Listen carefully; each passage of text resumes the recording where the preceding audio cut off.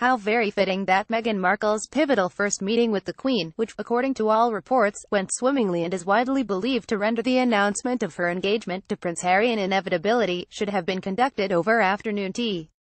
For while the mafiosi in popular imagination at least conduct their meetings over home-cooked Italian food and the titans of Hollywood thrash out percentages over pasta at Spagos, the Queen has made tea time a realm within a realm. Markle, according to reports, was spirited into the central courtyard of Buckingham Palace in a blacked-out people carrier and thence whisked by private elevator to the squashy sofas of Her Majesty's private sitting room on the first floor, which overlooks the enormous palace gardens and Constitution Hill shortly before 5 p.m. last Thursday. The discreet elevator, a source tells the Daily Beast, is located right next to the private secretary's office in the inner sanctum of the palace. The presence of a meal at 5 p.m. often serves to confuse foreigners. For while 3 square meals a day has often been considered the standard intake for her citizens, the Queen, in common with many of the British upper classes, prefers 4: breakfast, lunch, tea, and dinner.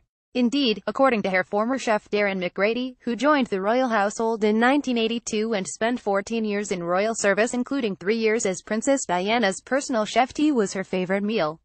Tea is not elaborate, but it is potentially indulgent and elegant. It usually comprises a large cake which she cuts slices off. Fruit cakes are often recycled for up to 2 weeks as they improve with age, plus smaller pastries, sandwiches, and scones. McGrady has said previously that she alternates the scones, one day plain, the next day fruit. Crustless sandwiches filled with smoked salmon or cucumber are cut lengthways, at the Queen's specific behest, one source told the Daily Beast. She calls them finger sandwiches not because they are eaten with the fingers which they are, but because they are long, like fingers. Tea. Only hotels trying to upsell American tourists refer to it as afternoon tea. FYI, has always been a royal ritual, but the Queen exploited its traditionally feminine associations to create a forum in which she could naturally dominate proceedings. Her father and his generation would have regarded tea as pleasant, but the preserve of children, nannies and women. Indeed, there is a wonderful video of a young Princess Elizabeth and her sister enjoying tea with their governess Croffy in the Rose Garden at Windsor Castle.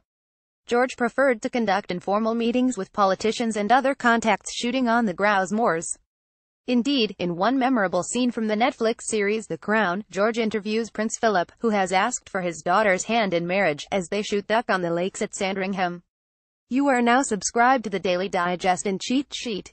We will not share your email with anyone for any reason. George VI was also something of a bon vivant, and liked the clubbiness of all-male port and cigar sessions after dinner. When Elizabeth came to the throne, all that sort of thing stopped, says one source who knew the family in the 1950s. She wasn't exactly a Puritan, but she had no interest in late nights or extravagant dinners, so Elizabeth set about carving out her own space from tea, cake, and scones, and instituted certain rituals of her own. For example, visitors are always served her own blend of Darjeeling and Assam tea, known as Queen Mary's blend, and, like all ladies of the house, it is the Queen who pours. It helped that her mother, Elizabeth Bosleyan, was a noted tea fanatic.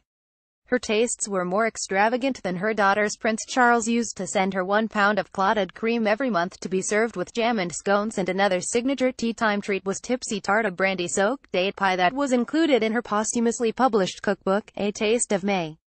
In the Queen Mum's day, tea would often segue seamlessly into pre-dinner drinks of her beloved Dubonnet. An invitation to tea, such as that received by Meghan, is quite different to any other form of royal invite. Robert Lacey, the historical consultant for The Crown, and author of the new book of the series, The Crown, The Inside History, told the Daily Beast that it is important to separate the studied informality of royalty from the audiences with the Prime Minister, which take place every week. Harold Wilson once told me that he assumed the audience would be a case of a GT and a quick chat about this and that. He was rather surprised to get there and find the Queen with her red box and several sheets of marked-up papers. She looked up at him and said, "I'm very interested about this new town in Buckinghamshire that is being proposed. What can you tell me about?" Thotha couldn't tell her anything because he hadn't read his boxes.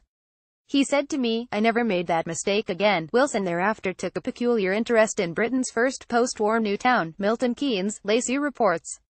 But tea is a very different matter, a treat reserved for the Queen's best beloved. Christopher Anderson, author of the book The Day Diana Died, told the Daily Beast the Queen has a number of tricks up her sleeve when it comes to getting know people, and an invitation to tea at one of the royal residences is certainly one of them. Harry needs his grandmother's written permission to marry anyone, but in the case of Meghan Markle this is particularly tricky because she is divorced.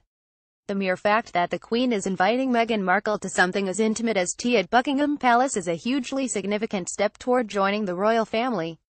It's nothing less than an indication that the Queen is giving Meghan her stamp of approval. The Queen considers her daily afternoon tea as absolutely sacrosanct, said Anderson. At 5 p.m., Her Majesty drops everything for tea time. The Queen always insists on being mother, pouring everyone else's tea before serving herself. Everyone drinks from Royal Crown Derby bone china teacups decorated with one of Her Majesty's favorite floral patterns. The napkins bear the monogram EIIR Elizabeth II Regina, said Anderson. The Queen always takes 2 lumps of sugar with milk trucked in fresh from the royal herd at Windsor. The whole affair seldom lasts more than 45 minutes. One source told the Daily Beast that the Queen's 3 most invited guests to tea are Lady Sarah Chatto, the daughter of Princess Margaret and Lord Snowdon, and Princesses Eugenie and Beatrice, the daughters of her favorite son, Andrew. Says the source, an invite to tea is one of the greatest marks of esteem the Queen can bestow. Lady Sarah Chatto, Beatrice and Eugenie are people whose company she genuinely loves, so if Meghan Markle has joined that company, then she has joined a very select company indeed.